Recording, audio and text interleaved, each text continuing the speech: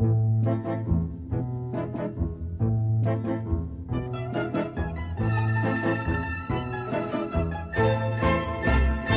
alam akong apat na dahilan ng pag-aasawa at mga kasal. Mayroon diyang kasal na kasunduan lang, na hindi naman sadyang nagligawan. At mayroon namang napikot lang bigla, nag-asawa na mula ng mapahiya. Mayroon diyang nagmamahal daw ng tapat, ngunit kwalta lamang ang hinahangad.